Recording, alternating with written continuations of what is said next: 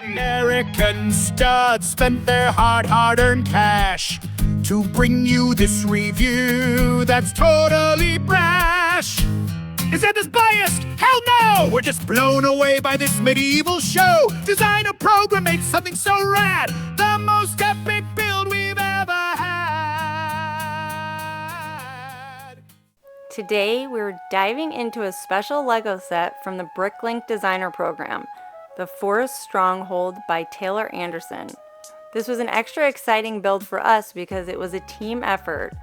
My husband, myself, and our 3 kids, aged 20, 16, and 11, all took turns building this set. Today I'm going to share our thoughts on the build process, the design, and a few of the unique features of this set.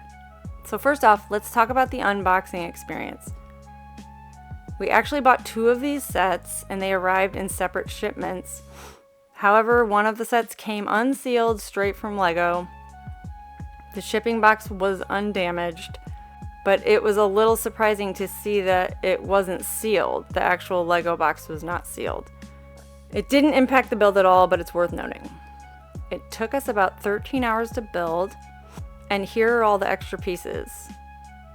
Inside the box, we found 3,395 pieces in 42 numbered bags and 3 unnumbered plate bags.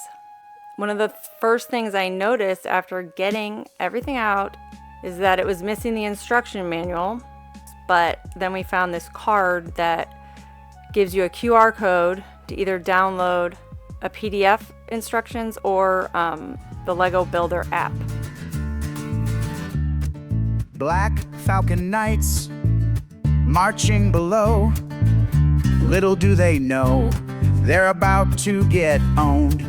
The bridge is a trap, it's all part of the plan. The greatest ambush in all of LEGO land. The castle in the trees, a masterpiece. All American studs, hyperlapse is fucking sick. Forest Stronghold, the greatest set. All American studs said it's the best. It's the best. Bricklink Designer Program blowing our minds.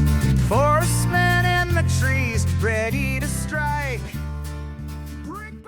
So in my opinion, if you spend $300 on a LEGO set, it should come with instructions printed out. So a little bit about the LEGO Builder app, if you haven't used it. It was definitely an interesting experience. We were able to zoom in and rotate the model. I mean, it was in 3D, you could rotate it around, which was pretty cool. It gave us the freedom to see every detail from different angles, but honestly, most of us prefer paper instructions. Now let's talk about the design itself. Overall, we were really impressed. The attention to detail is fantastic. One of the things my 16-year-old loved was the design of the stairs. It's such a cool, functional part of the build. The way the set builds up the terrain around the castle with a mix of rocks and greenery really makes the whole thing feel alive and was very creative. The Tudor-style design around the windows was another standout feature, such a unique touch. The attention to architectural details really brought the castle to life. And speaking of life, the smoke coming out of the little smokestack was so cool. It really gave the whole set some personality. One thing we all noticed was how most of the rooms of the castle had a realistic way for minifigures to access them, whether through stairs or ladders. You really get the sense that everything is connected and functional. Another cool feature was the exterior walls of the castle. They have this amazing cracking and crumbling effect, which make the whole thing feel weathered and ancient. It really adds to the story of the set. When walking through the main entrance of the shorter tower building, you enter into a kitchen or like prep area with a keg, chicken legs hanging, goblets, and logs. If you go downstairs from there, there's a dining room attached to an armory. The only minifig access to this area is through the secret gate on the outside of the building.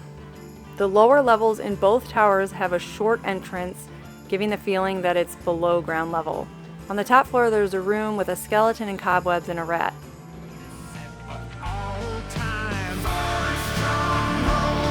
Gonna blow your friggin' mind. All American studs approved. Forest Stronghold. The Black Falcons are doomed. Brick by brick, brick by brick, stud by stud. Forestmen hiding in the trees so high, ready to rain arrows from the sky. Black Falcon Knights have no clue what the Forestmen are about to do. As they march under that deadly bridge, they'll be ambushed right on the ridge. All American studs built this masterpiece. Now the carnage will never cease. Designer Program made this set so sweet. This hyperlapse review can't be beat. Plastic warfare at its finest hour. Forestmen showing their true power. Forest Stronghold. Okay, if you walk over the bridge to the taller tower side, this side of the castle has minifigure access to all 4 levels. When you first walk in, you're going into a bedroom area with a bed, a desk with a map, book, and trinkets. On the lower level, we have a vault or cellar with lots of golden treasures, and it even has some stalactites hanging from the ceiling to give it a cave-like feel. On the 3rd floor, we have what looks like is just a passageway to access the door to the balcony and the rope that will take you up to the top of the tower, or the zip line. Now, no build is without its challenges. For me personally, the trees were a bit frustrating. They tend to spin around a lot. The handlebars on the ends make it difficult to get the leaves on properly.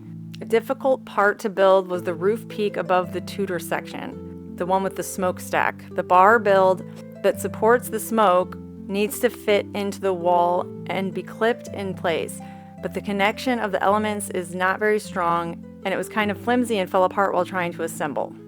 One feature that stood out to us was the zip line. The barrels that hold the line are a cool touch, but we did notice that the clutch power wasn't quite strong enough to support a minifigure.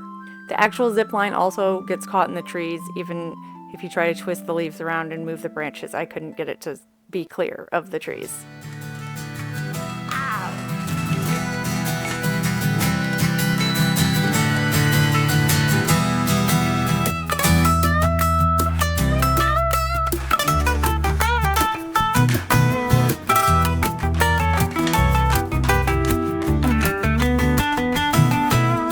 Lion Knight Castle thinks it's got the goods, but it can't hold a candle to these Forestmen dudes. The open back design is questionable, sure, but the minifigs and foliage are totally pure.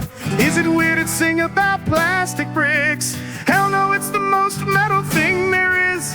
This unbiased review comes straight from the heart. The Bricklink Designer Program is fucking hot. The Forestmen Stronghold. So, what's the verdict on this Forest Stronghold? Overall, we had a fantastic time building it as a family. The set wasn't repetitive, and the experience felt fresh the whole way through. The design is stunning, and the little details really make it stand out. Whether it's the staircases, the smokestack, or the crumbling walls, this set has a lot of character. The challenges we faced were mostly minor and didn't take away from our overall enjoyment of the build. It's definitely a unique experience compared to other LEGO sets, and we'd recommend it to anyone who loves a good castle build with lots of fun, intricate details. Thanks so much for watching.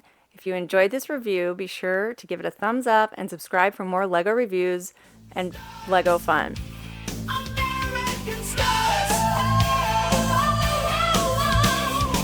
Small channel flying under the radar. Custom figures like a medieval crusader. No connection to Reynolds, just so you know. We're just fans of that red.